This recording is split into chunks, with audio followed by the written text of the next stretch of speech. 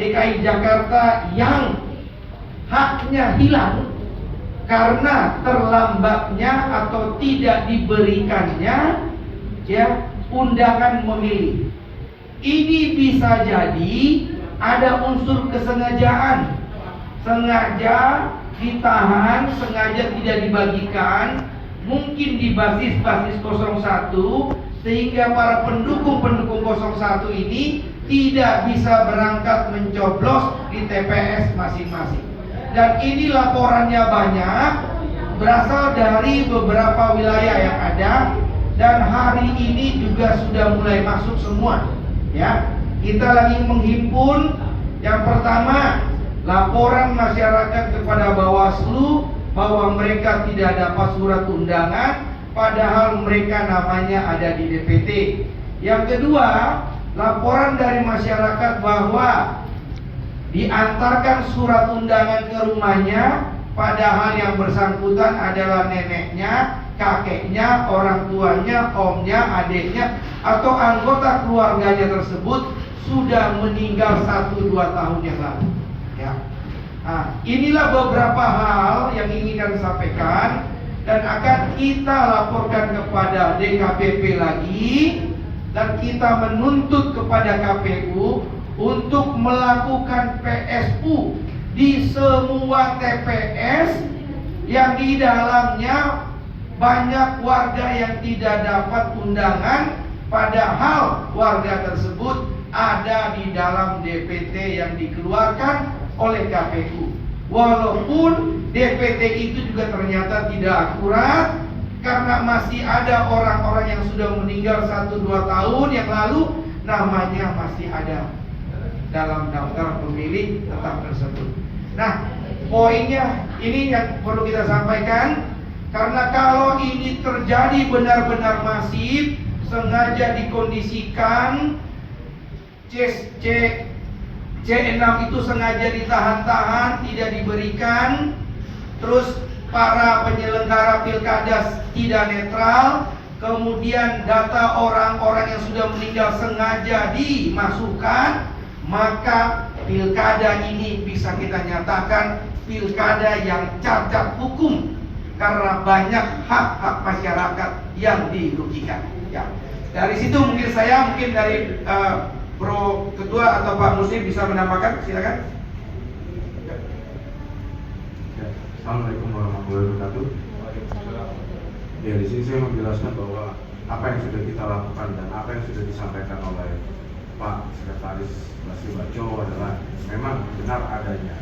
Dan sekarang kami pun dari tim hukum ini sedang mencari bukti-bukti untuk lengkap biar kita pun juga laporkan ke BPKP. Selanjutnya memang dari yang kasus Pinar Ranti sendiri itu mendapatkan kabar bahwa memang sudah selesai untuk plenonya, tapi dari ketuanya sendiri belum mau tanda tangan. Berarti ini ada indikasi memperlambat proses dari apa yang sudah terjadi. Untuk itu kami akan segera untuk mengusut ini. Ya. Yang pertama terkait titik-titik PSU ini sudah ada, sudah banyak, ini sudah banyak sekali, ini nanti bisa dilihat teman-teman media. Ini mereka datang ke Bawaslu sendiri, ya, dan melapor, dan ini bukti lapornya asli. Ini bukti lapornya asli, dan masih kita himpun terus, ya, mesti bertanda.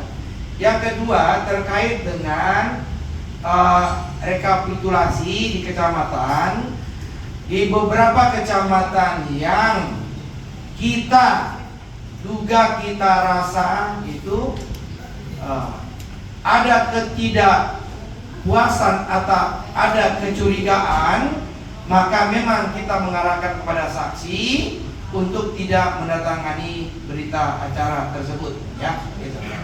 Ya, oke, yang lain tadi siapa? Kami ingin menyampaikan beberapa hal berdasarkan hasil dari investigasi dan pengecekan lapangan yang dilakukan oleh kader partai, kader ormas, dan kader relawan, para pendukung Ridho. Ini didasarkan karena keprihatinan kami begitu rendahnya partisipasi masyarakat warga DKI Jakarta ketika pilkada kemarin tanggal 27 November 2024. Kita ketahui bersama partisipasinya begitu rendah, bahkan hanya sekitar 50% lebih sedikit, dan ini tercatat sebagai partisipasi terendah sepanjang sejarah pilkada dan pileg di DKI Jakarta. Kita merasa sedih karena hasil pilkada tidak memiliki legitimasi yang kuat jika partisipasi masyarakat sangat rendah, ditambah lagi surat suara sah yang begitu tinggi, sehingga bisa dikatakan siapapun pemenang pilkada ini legitimasinya kurang atau tidak kuat legitimasinya, karena hanya mungkin dipilih oleh 1/4 warga Jakarta. Berdasarkan data sementara dari 7 juta atau 8 juta atau mungkin 9 juta jiwa terdapat DPT dari Jakarta itu kurang lebih sekitar 8 juta. Yang milih itu hanya setengahnya, ya. Yang milih hanya setengahnya. Dan pemenangnya kalau harus 50% plus 1 berarti 1/4-nya. Jadi legitimasi calon gubernur atau gubernur terpilih hanya kurang lebih 1/4 dari DPT yang milih. Sehingga menurut kami kalau ini terjadi, maka legitimasinya sangat lemah. Kenapa ini bisa terjadi? Berdasarkan hasil pengecekan lapangan oleh tim-tim kita, ya. Kenapa rendahnya partisipasi? Yang pertama, ini fakta. Dari pemilu ke pemilu, dari pilkada ke pilkada di DKI Jakarta, undangan pencoblosan itu atau formulir C6 itu dibagi atau disebarkan oleh RT dan RW. Kenapa RT dan RW? Karena mereka yang lebih paham warganya masing-masing.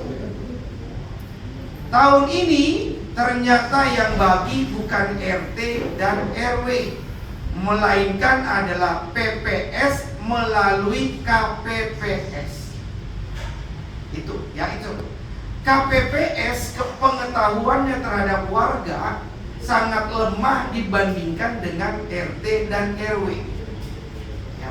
Ditambah lagi TPS yang biasanya isinya 300 orang sekarang isinya 600 orang. Sehingga KPPS yang tidak terlalu paham mengenai orang-orang yang nyoblos di TPS tersebut, ditambah lagi kuotanya yang dari 300 menjadi 600, membuat KPPS kewalahan. Menyebarkan atau menyampaikan atau mengantarkan formulir C6 tersebut. Alhasil apa? Banyak warga yang tidak menerima. Dan yang menerima yang seharusnya 2, 3, 4 hari sebelumnya pilkada kali ini mereka rata-rata terimanya adalah 1 atau 2 minus H atau sebelum pilkada.